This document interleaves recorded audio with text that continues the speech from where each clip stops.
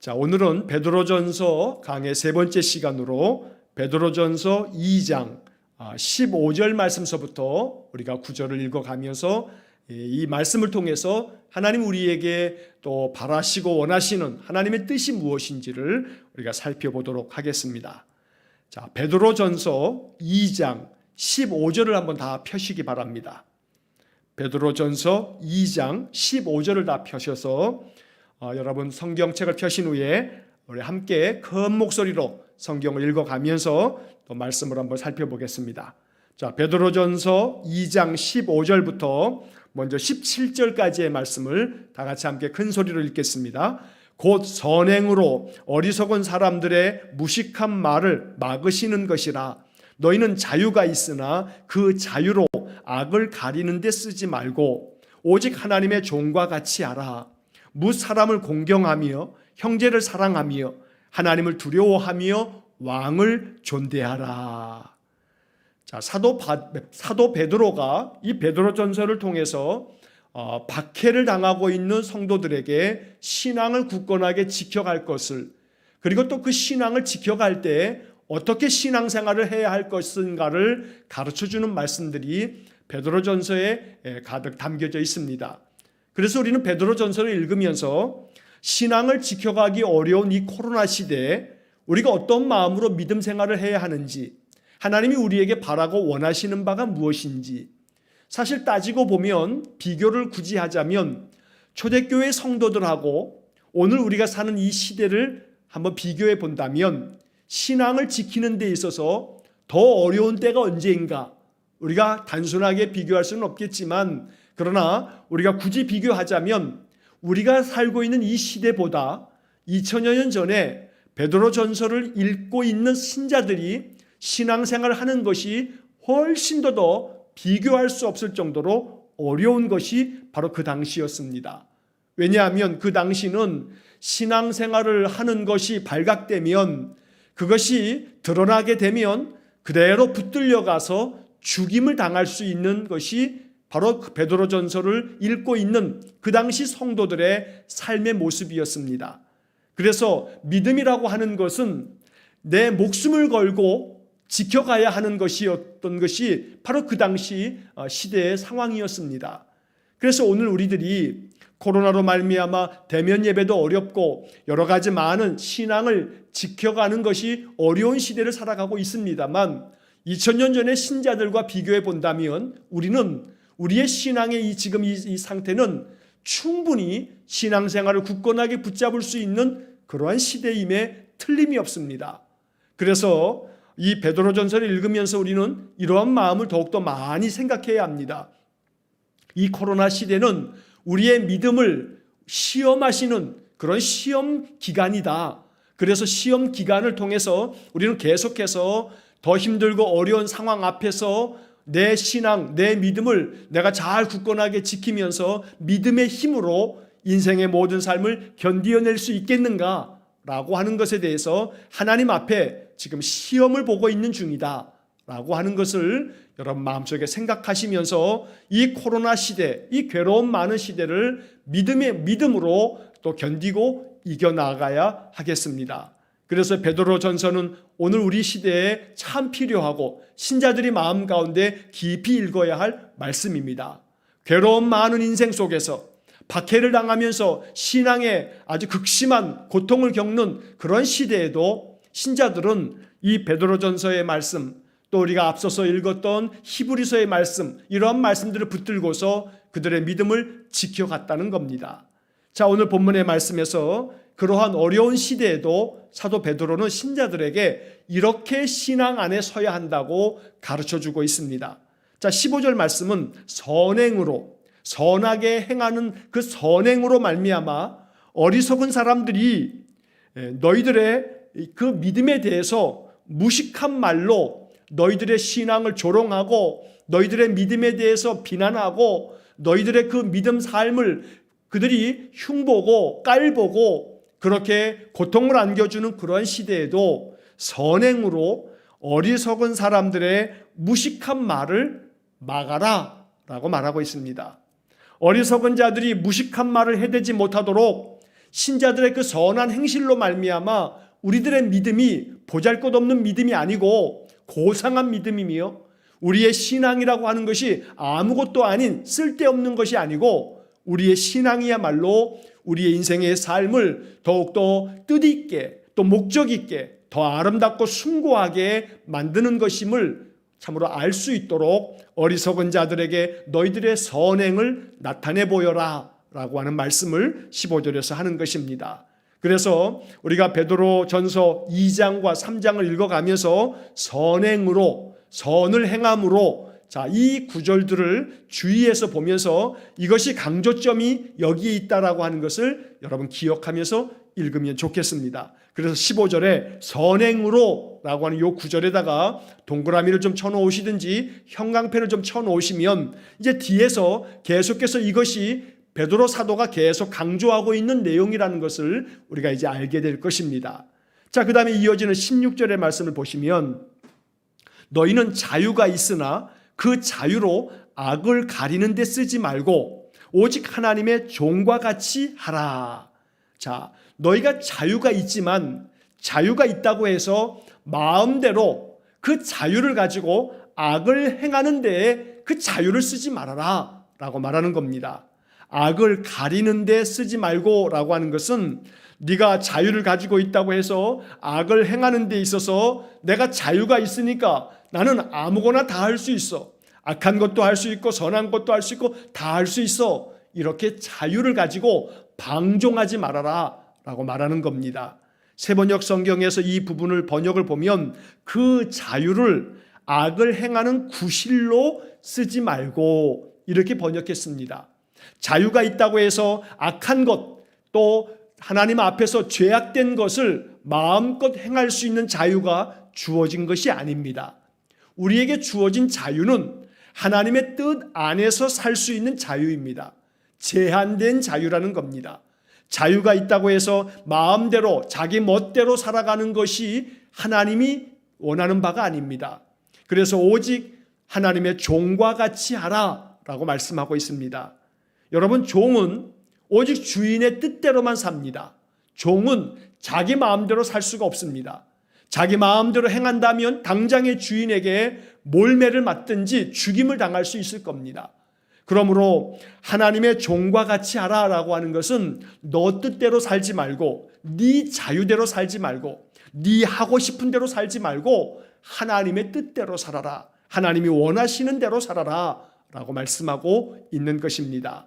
자, 그 다음에 이어지는 17절, 그 하나님의 종과 같이 살아간다면 어떻게 살아가야 하는가? 17절에서 이렇게 말합니다. 뭇 사람을 공경하며 형제를 사랑하며 하나님을 두려워하며 왕을 존대하라.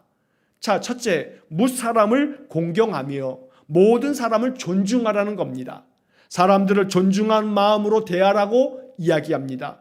또 형제를 사랑하며 라는 것은 믿음의 식구들을 잘 살피면서 돌보고 사랑하라는 겁니다. 그 다음에 하나님을 두려워하라고 했습니다. 하나님을 두려운 마음으로 경외하는 겁니다. 하나님이 참으로 내 눈에 보이지 않는다고 하나님 없어 하는 마음으로 하나님 앞에 있으면서도 불구하고 악을 행하는 자가 있다면 이것은 하나님을 두려워함 없이 행하는 것이기 때문에 지금 너의 앞에 하나님이 계시다는 생각을 가지고 두려운 마음을 가지고 그렇게 살아가라 라고 말씀하는 겁니다. 또 17절 마지막에서는 왕을 존대하라. 세상의 모든 통치자들에 대해서 그들을 존경하며 그들의 뜻을 잘 따르는 것도 필요하다라고 말하고 있습니다.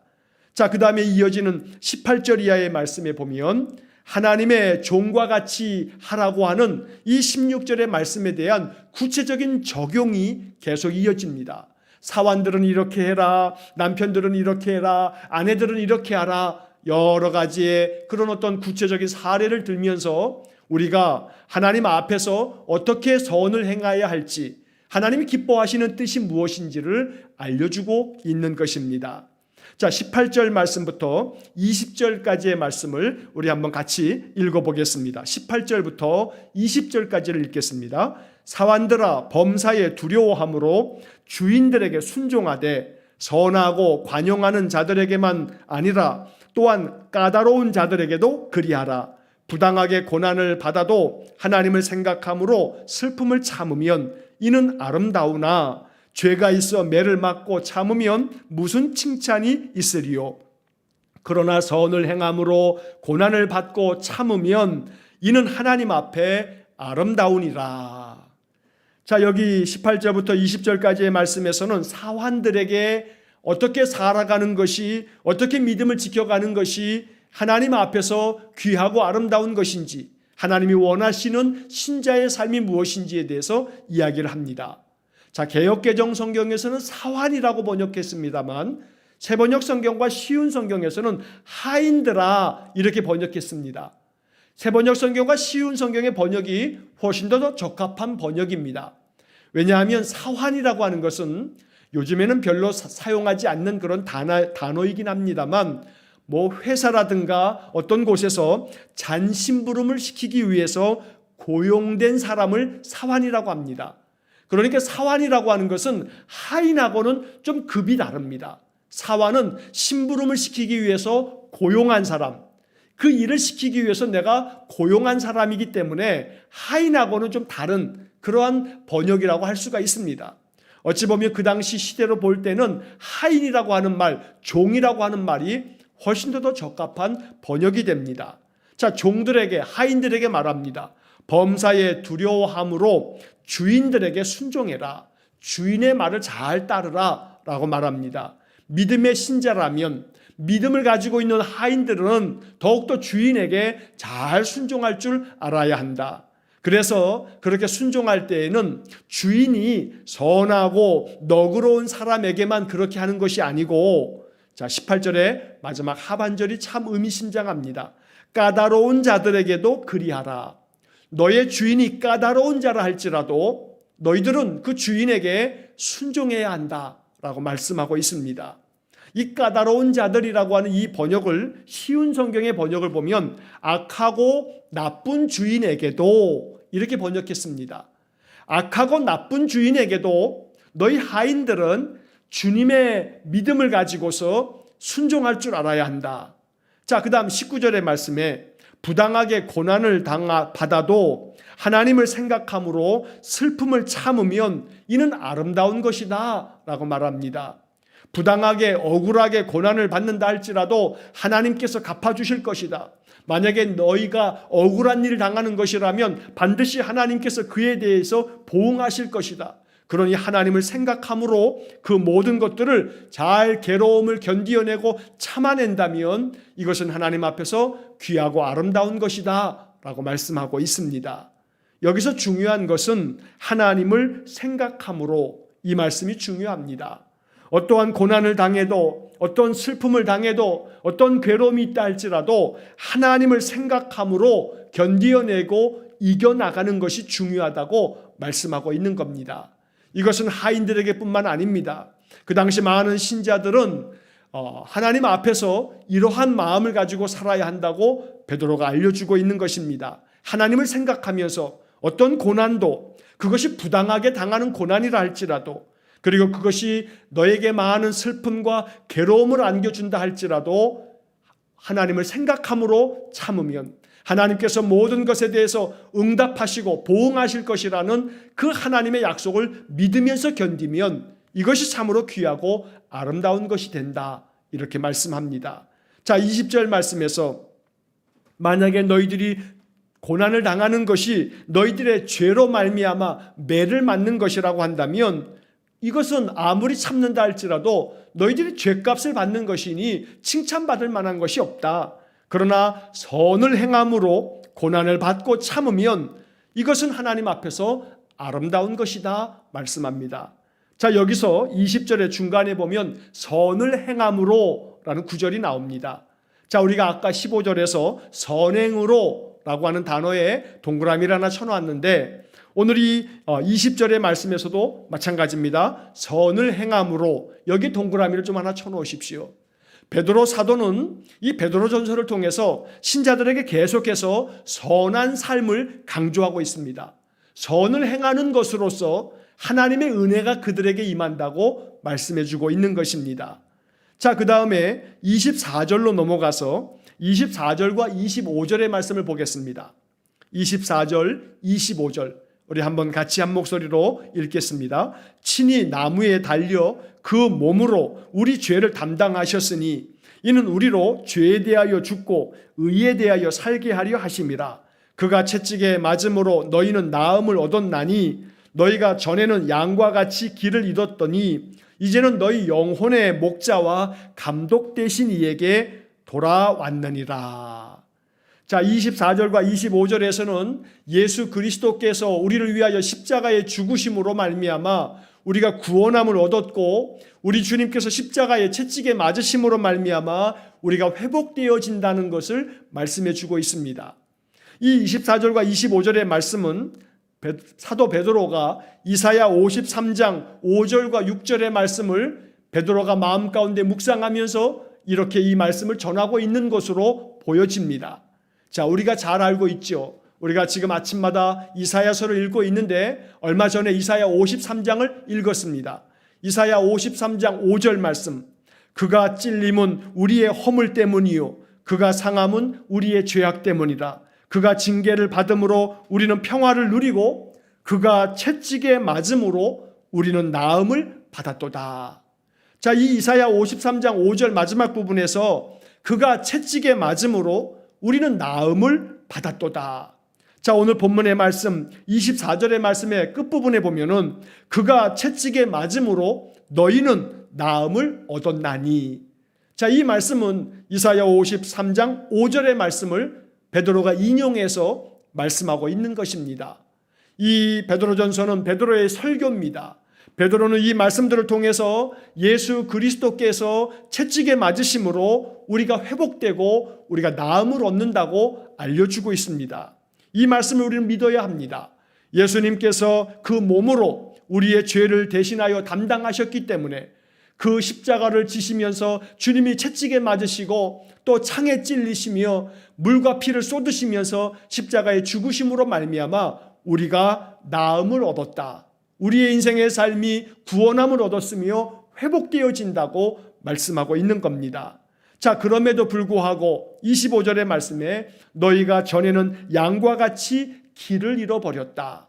예수님께서 우리를 위하여 채찍에 맞으심으로 우리에게 나음을 허락하셨고 우리에게 구원의 길을 열어놓으셨음에도 불구하고 너희들이 그것을 알지 못하고 양들처럼 제 길로 갔다. 각자 자기 하고 싶은 대로 자기 원하는 대로 살았다라고 말씀합니다.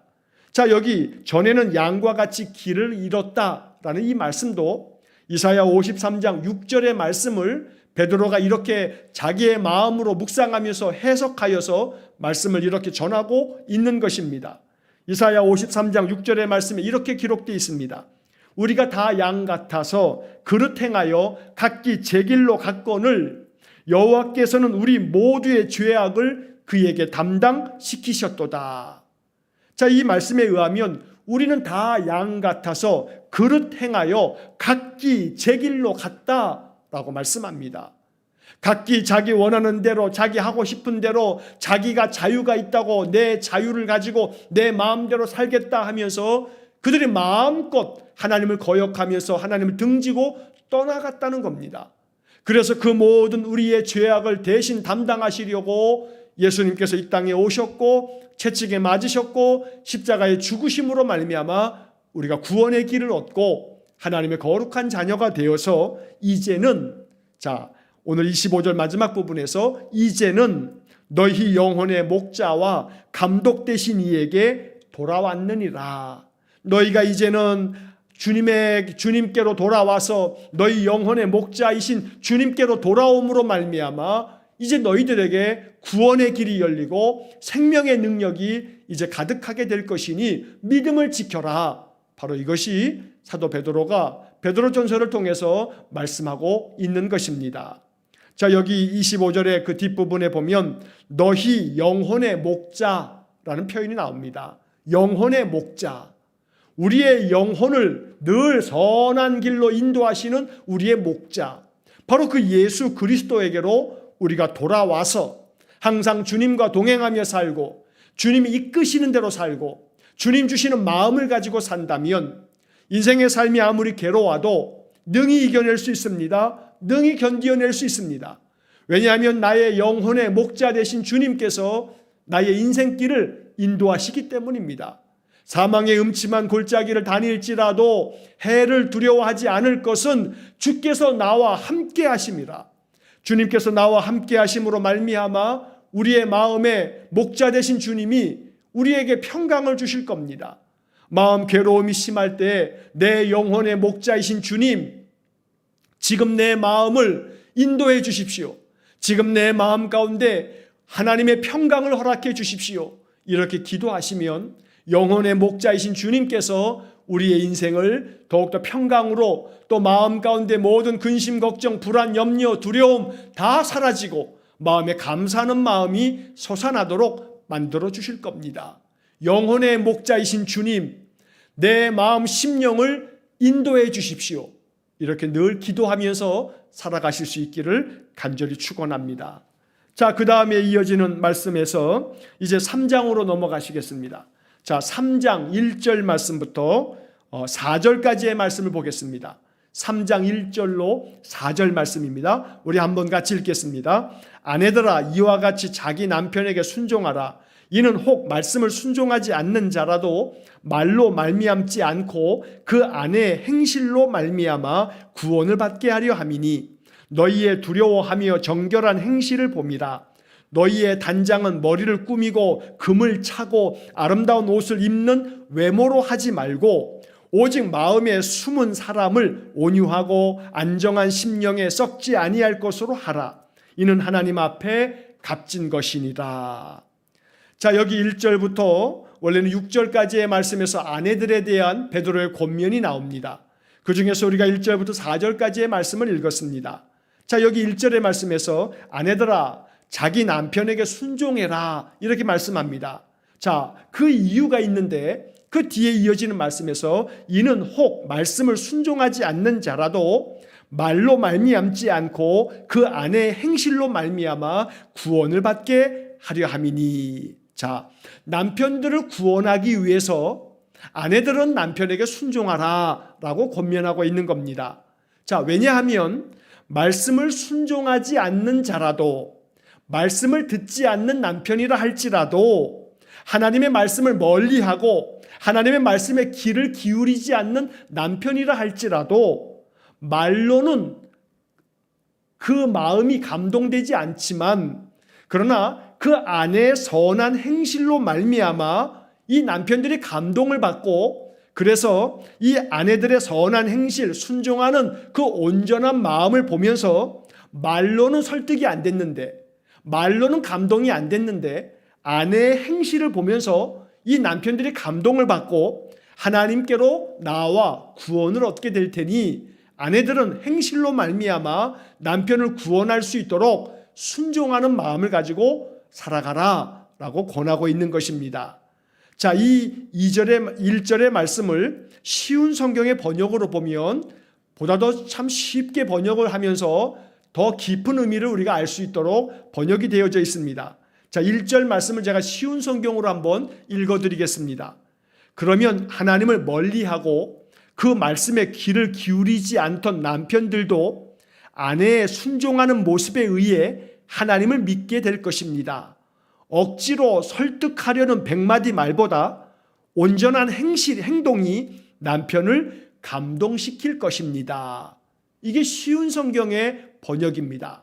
자, 아내들이 남편에게 순종하는 것은 그러면 하나님을 멀리하고 말씀에 귀를 기울이지 않았던 그 남편들이 그 아내의 순종하는 모습을 보면서 하나님을 믿게 될 것이라는 겁니다.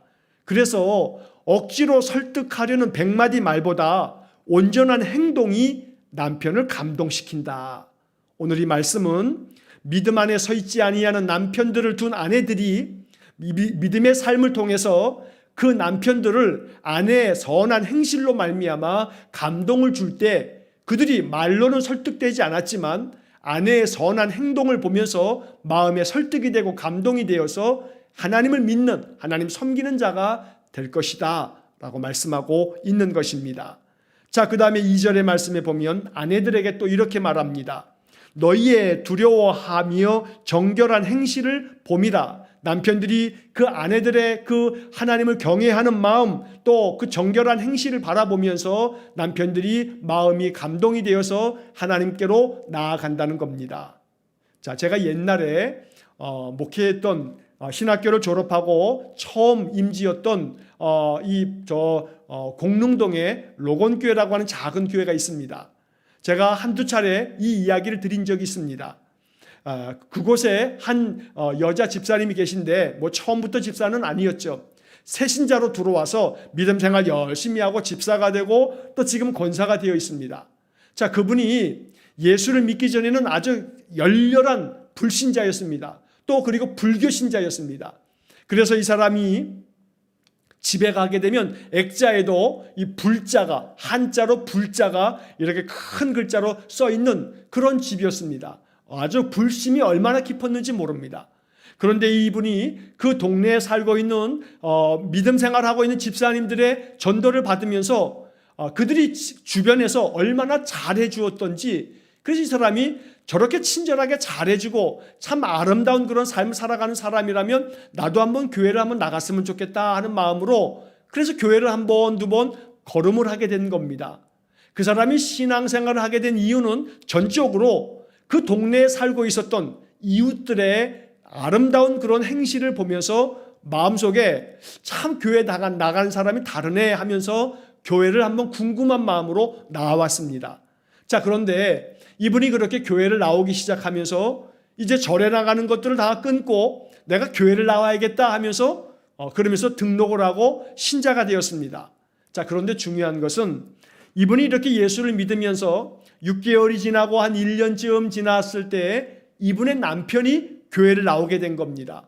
이 남편이 그 동네에서는 술도 많이 먹으면 가정에서 막 불화가 심해서 부부싸움도 많이 하고 싸울 때마다 집안에 있는 살림살이 막 내던지고 아주 그런 걸로 유명한 사람이었습니다. 자, 그런데 이 아내 되는 사람이 한 1년쯤 교회를 나오면서 그러면서 이 남편이 덩달아 아내를 따라서 교회를 나오기 시작했습니다. 자, 그래서 이 남편이 교회를 나오면서 하는 말이 자기 아내가 교회를 나오면서 변화되어지기 시작하더니 1년 동안 쭉 지켜봤더니 아내의 삶이, 생활이 달라지더라는 겁니다. 그래서 남편이 그동안에는 불교를 믿으면서 절에도 다니고 그렇게 살아가면서 언제나 이 아내의 삶 속에서 별다른 변화도 없고 계속해서 어떤 일이 있으면 싸우긴 하고 그랬는데, 자, 1년 동안 이 아내가 교회를 다니면서 그 삶이 변화가 되어지는 것을 보면서 남편이 나도 교회를 한번 나가봐야겠다 하는 마음을 먹고, 그리고 아내에게 나도 한번 교회 같이 가겠다고 이야기하면서 교회를 발걸음을 하면서 신앙생활을 하게 된 겁니다. 몇 년 지나서 이분들이 세례도 받고 또 그리고 나서 또 몇 년 지나서 집사 직분까지도 받았습니다.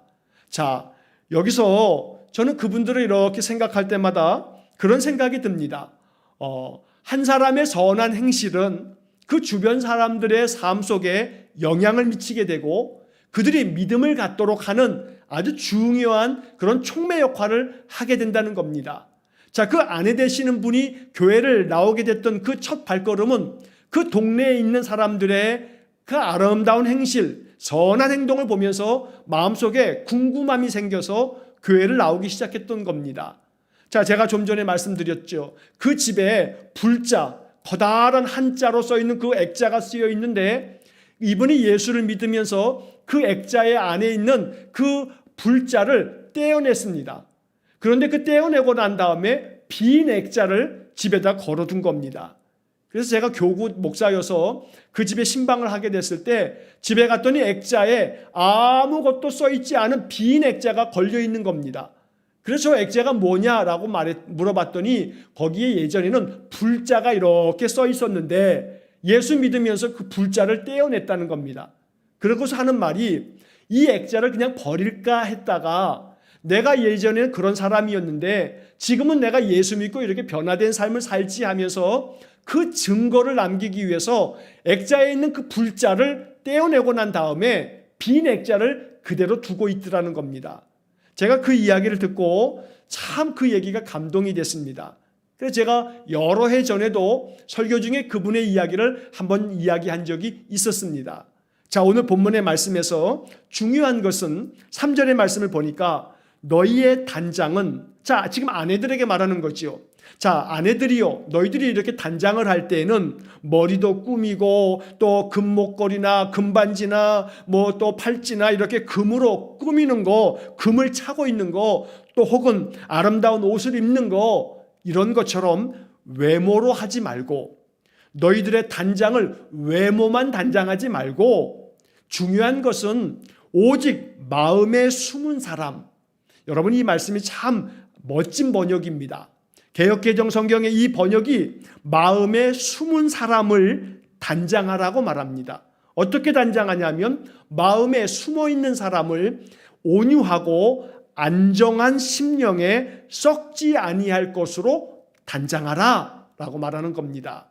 자, 여기 마음에 숨은 사람을 새번역 성경에서는 속사람이라고 번역했습니다. 속사람. 우리 안에는 이 육신 겉사람이 있고 우리의 마음속 속사람이 있습니다. 그런데 이 개역개정 성경의 번역에 의하면 마음에 숨은 사람, 우리의 마음속에 숨어있는 나 자신이 있습니다. 겉사람을 금이나 아름다운 옷이나 이런 것들로 외모를 꾸미는 것에만 신경 쓰지 말고 너희들의 속사람, 너희 마음속에 숨어있는 너희의 영혼을 단장해라. 무엇으로? 온유함으로.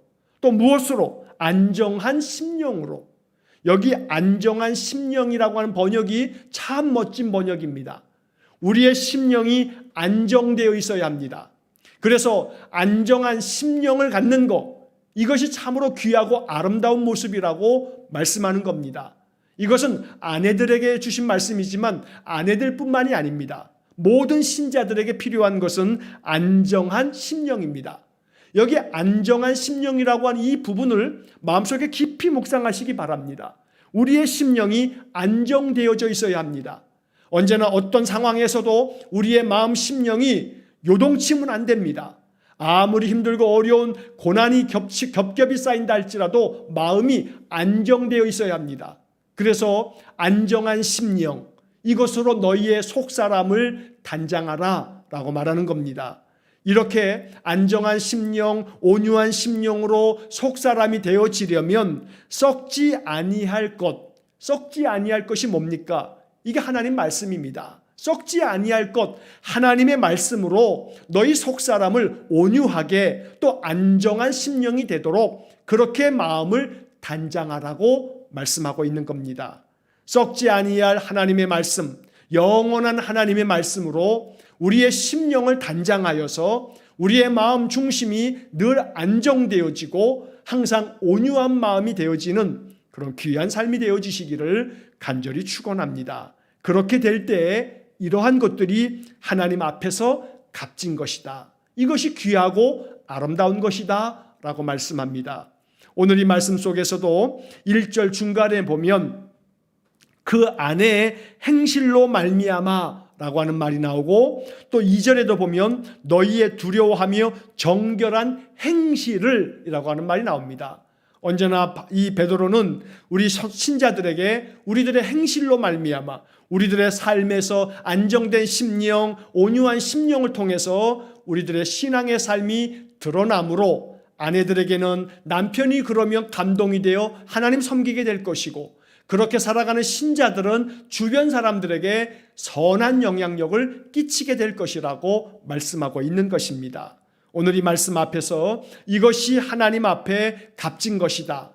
오늘 우리의 인생이 값진 인생이 되기를 간절히 원합니다. 하나님께서 인정하시는 인생, 하나님께서 칭찬하시고 축복하시는 인생이 되기 위해서 우리 마음에 숨어있는 속사람, 이 속사람이 썩지 아니할 하나님의 말씀으로 언제나 하나님의 은혜가 충만한 그런 심령이 되시기를 주의 이름으로 간절히 축원합니다. 자, 그 다음에 이어지는 말씀 7절의 말씀을 보겠습니다. 7절입니다. 자, 여기 7절에서는 남편들에게 하시는 권면의 말씀입니다. 자, 7절 말씀 보시면 남편들아 이와 같이 지식을 따라 너희 아내와 동거하고 그를 더 연약한 그릇이요 또 생명의 은혜를 함께 이어받을 자로 알아 귀히 여기라. 이는 너희 기도가 막히지 아니하게 하려 함이다. 자, 남편들에게 주시는 이 베드로의 권면의 말씀을 보면 첫째는 아내와 동거해라. 아내와 함께 살아라. 자, 그러면서 중요한 사실을 너희들이 알아야 되는데 아내는 너희들보다 더 연약한 그릇이다 라고 말하고 있습니다. 아내가 더 연약한 그릇이라고 하는 것은 아내들이 아무래도 여자들이 남자들보다는 육체에 있어서는 육신의 삶에 있어서는 더 연약한 그릇임에 분명합니다. 남자와 여자의 신체적인 구조 자체가 여자가 더 연약한 그러한 신체 구조를 갖고 있다는 겁니다. 그래서 너희 아내를 연약한 그릇으로 여겨서 아내들로 하여금 너희들이 그 아내를 잘 사랑으로 돌아보는 것이 필요하다고 말하고 있는 겁니다.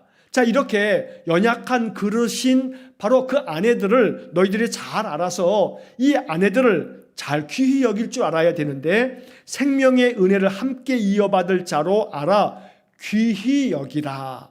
아내들을 귀히 여기라고 말씀하고 있습니다. 자, 그 다음에 이어지는 말씀이 참 중요합니다. 이는 왜 그렇게 아내들을 귀히 여겨야 하냐 하면 너희 기도가 막히지 아니하게 하려 함이라. 너희들이 아내를 귀하게 여기면 너희들의 기도가 막힘이 없이 하나님께로 전달되어지고 너희 기도대로 하나님께서 응답하여 주실 것이다 라고 말씀하는 겁니다. 아름다운 기도의 응답은 기도가 막히지 않으려면 아내를 귀히 여기는 마음이 있어야 한다고 베드로가 알려주고 있는 것입니다. 그래서 이 말씀은 오늘날 우리 기독교 신자들이 각 가정에서 아내된 자들은 남편에게 순종하며 또 하나님의 말씀 안에 아름다운 행실을 통해서 남편들에게 참으로 아름다운 영적인 영향력을 끼칠 줄 알아야 되겠고 또 남편들은 아내를 귀히 여김으로 말미암아 생명의 은혜가 내게 주어질 뿐만 아니고 그렇게 될 때 기도가 막힘이 없다라고 하는 것도 오늘 말씀을 통해서 우리가 마음 깊이 배워야겠습니다. 이처럼 아내는 남편을, 남편은 아내를 귀히 여기며 사랑하며 아끼며 또 돌보는 것이야말로 신자들의 신실한 믿음의 삶이 된다라고 말함으로써 베드로 사도는 이러한 삶을 통해서 신자들의 가정, 신자들의 그 부부의 삶을 아름답게 살아감을 통해서 주변 사람들에게 너희들이 덕을 끼쳐야 한다. 너희들이 선한 영향력을 미쳐야 한다고 말씀하고 있는 것입니다. 자, 그 다음에 이어지는 말씀 8절과 9절의 말씀을 이어서 보겠습니다. 자, 베드로전서 3장 8절과 9절의 말씀을 봅니다. 마지막으로 말하노니 너희가 다 마음을 같이하여 동정하며 형제를 사랑하며 불쌍히 여기며 겸손하며 악을 악으로 욕을 욕으로 갚지 말고 도리어 복을 빌라. 이를 위하여 너희가 부르심을 받았으니 이는 복을 이어받게 하려 하심이라. 자, 여기 말씀에서 마지막으로 말하노니 했습니다. 베드로가 이제 신자들에게 이렇게 설교를 쭉 진행하면서 이제 마지막으로 권면하고 있는 것은 너희가 다 마음을 같이 해서 동정의 마음을 가져라. 자, 여기 동정하며라고 하는 것은 그 뒤에 이어지는 불쌍히 여기며라고 하는 말과 같은 맥락의 말씀입니다. 이것은 성경에 궁휼이라고 하는 말이 나옵니다. 궁휼의 마음을 가지라고 하는 그런 말씀입니다. 자, 너희들이 온 마음을 같이 해서 서로서로 형제를 사랑하고 궁휼히 여겨라. 다른 사람들을 궁휼히 여기는 마음을 가지고 살아가라. 이것이 내가 너희들에게 마지막으로 권하고 있는 그런 말씀이다 라고 전하고 있습니다. 자, 궁휼히 여기는 마음을 가지고 살아가는 것, 이것이 신자들에게 있어서 필요한 참 소중한 믿음의 덕입니다. 그래서 사람들을 긍휼히 여기는 마음, 그래서 그들의 그 삶을 마음속에 품고 위에서 기도도 해주고 위로해주고 격려해주고 그들을 도울 수 있는 힘을 다해서 도와줄 줄 아는 그러한 삶이야말로 하나님 앞에서 인정받는 길이고, 그 다음에 이어지는 9절 마지막 부분에 이렇게 되어 있습니다. 이는 복을 이어받게 하려 하심이라. 이렇게 살아간다면 너희들이 계속해서 복을 받을 것이다. 복을 이어받는다. 이어받게라고 하는 이 표현은 너희들에게 주어지는 복이 계속해서 이어질 것이다 라고 말하는 겁니다. 너희들에게 주시는 하나님의 복이 계속해서 이어지려면, 계속해서 하나님의 복이 계속되어지려면 사람들을 향하여 긍휼의 마음을 가지고 겸손하게 그들을 사랑하고 아낄 줄 알아야 한다. 그래서 다른 사람들에게 선을 행하면서 그들을 긍휼히 여기는 사람들은 하나님의 복이 그들에게 계속 이어질 것이라고 말씀하는 겁니다. 자, 9절의 말씀 앞부분에 보면 악을 악으로 갚지 말아라. 욕을 욕으로 갚지 말고 도리어 복을 빌어라. 그러면 너희들의 인생의 삶 속에 복이 계속 이어질 거다. 이것이 바로 하나님이 너희들을 부르신 이유다. 너희들이 이것을 위해서 부름을 받았다라고 말씀합니다. 우리가 하나님께로부터 신자로 부름받은 이유가 여기에 있습니다. 사람들을 긍휼히 여기고 겸손한 마음으로 사람들을 잘 섬기고 돌아볼 줄 알며 또 마음속에 사람들에게 늘 복을 빌 줄 아는 그러한 삶, 이것이 나의 삶에는 복이 이어질 것이고 또 나로 말미암아 주변 사람들은 나의 선한 행실로 말미암아 영향을 받아서 100마디 말보다 내가 진심 어린 마음으로 긍휼한 마음으로 그들을 섬길 때에 나의 그런 온전한 행동에 감동을 받아서 그들이 하나님의 백성이 될 것이다. 오늘 이것이 사도 베드로가 그 당시 신자들에게 이러한 믿음의 삶을 살 것을 촉구하면서 전하여 주었던 하나님의 말씀입니다.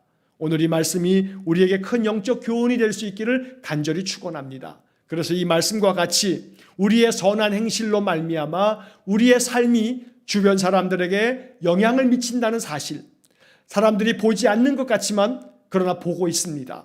사람들이 우리에게 무관심한 것 같지만 우리들의 삶의 모습을 지켜보고 있습니다. 우리 신자들의 삶의 모습을 통해서 그들은 하나님을 만나게 되는 겁니다. 그래서 제가 종종 말씀드리는 것처럼 신자들은 보이지 않는 하나님을 세상 사람들에게 보여주는 창문과도 같다라고 하는 말씀을 제가 종종 드립니다. 사람들은 하나님을 볼 수 없습니다. 그러나 신자들의 삶의 모습을 보면서 하나님을 느끼게 되는 겁니다. 여러분, 우리가 바람을 볼 수 없습니다. 그러나 바람이 눈에 보이지 않지만 바람을 알 수 있는 것은 바람이 불면 나무가 흔들립니다. 바람이 불면 어떤 물체가 흔들리게 되어 있습니다. 그러면 우리는 알아차립니다. 바람이 지금 불고 있구나. 마찬가지입니다. 하나님이 지금 역사하고 계시는구나. 이것을 알 수 있는 길은 하나님의 역사하심을 통해서 마음에 감동받은 사람들이 그 삶을 말씀처럼 변화시켜 간다면 우리의 삶이 말씀으로 말미암아 영향을 받아서 우리의 삶이 움직이는 것을 본다면 사람들은 느끼게 될 겁니다. 하나님의 말씀이 저 사람들을 움직이고 있구나. 하나님의 말씀으로 인해서 저 사람들이 변화되어지고 있구나. 그러면 사람들은 하나님의 영을 느낄 수 있는 것입니다. 오늘 이 베드로전서를 통해서 비록 박해가 심한 시대이지만 그러할수록 그렇게 어려움이 많은 신앙을 지켜가는 것이 힘든 시대이지만 그럴수록 더욱더 믿음의 본질 안에 굳건하게 서서 믿음을 지키라고 베드로가 말씀합니다. 그렇게 되면 복이 이어질 것이고 그렇게 되면 그것이 값진 것이고 하나님 앞에서 아름답게 칭찬받고 하나님 앞에서 큰 상급을 받게 될 것이라고 베드로전서를 통해서 말씀하고 있는 겁니다. 이 베드로전서를 통해서 참으로 코로나 시대에 믿음도 지켜가기 어려운 이런 시대에 더욱더 믿음의 본질 안에 거하여서 우리의 삶을 통해서 우리의 믿음이 드러나기를 간절히 원하시는 하나님의 뜻을 우리가 받아야겠습니다. 지금 이 시대는 우리가 우리의 믿음을 증명해야 할 믿음에 대한 시험 기간입니다. 이 믿음의 시험 기간 동안에 말씀 안에서 말씀 속에 답이 있으니 이 말씀을 잘 이루어감으로 하나님께서 우리에게 펼치시는 이 시험을 잘 치룰 수 있기를 주의 이름으로 간절히 축원합니다. 기도하겠습니다. 사랑과 자비가 풍성하신 하나님, 코로나 시대는 우리의 믿음을 지켜가기도 어려우며 우리의 신앙이 견디어내는 것조차 힘든 그런 시대입니다. 그러나 이 코로나 시대가 아무리 괴로움이 많다 할지라도 우리 신자들의 마음속에는 지금 이 시대는 우리로 하여금 우리의 믿음이 어떠한지를 시험하는 시험 기간이라고 마음속에 여기면서 하나님의 말씀 속에서 답을 찾아갈 줄 아는 거룩한 신자들 되게 하여 주옵소서. 우리의 선한 행실로 말미암아 우리 주변 사람들이 감동을 받도록 우리들의 인생의 삶이 성령의 감동이 되어 변화되어져 가는 삶을 살게 해 주옵소서. 그로 말미암아 우리들의 변화되어지는 삶, 선을 행할 줄 아는 삶, 겸손하게 사람들을 긍휼히 여길 줄 아는 그러한 삶, 그렇게 우리의 변화되어지는 성숙되어지는 삶의 모습을 바라보면서 우리 주변 사람들이, 내 남편과 내 아내가, 내 가까이에 있는 주변 사람들이 나의 신앙의 온전한 삶을 바라보면서 그들이 마음에 감동이 되어서 하나님 찾는 마음이 생겨지는 거룩한 은혜를 허락해 주옵소서. 날마다 우리의 속사람이 늘 안정된 심령으로 살아갈 수 있도록 성령 충만한 은혜를 내려 주옵소서. 오늘도 이 수요일 저녁에 베드로 전서를 통해서 우리의 신앙의 본질을 다시 한번 생각하면서 더욱더 굳건한 믿음 안에서 하나님 기뻐하시는 선한 행실로 인생을 살아가기를 결단하는 모든 머리 숙인 귀한 성도들 위해 하나님의 은혜를 충만하게 내려 주옵소서. 예수님 거룩하신 이름으로 기도하옵나이다. 아멘. 우리 구주 예수 그리스도의 은혜와 하나님 아버지의 극진하신 사랑과 성령의 교통하심이 선한 행실을 통해 하나님의 거룩한 백성임을 아름답게 나타내므로 주변 사람들에게 선한 영향력, 영적인 영향력을 미침으로 하나님의 나라를 이 땅에서 펼쳐가기를 소원하는 머리 숙인 귀한 성도들 위에와 저들의 모든 인생 위에 영원토록 함께 하시길 축원하옵나이다. 아멘.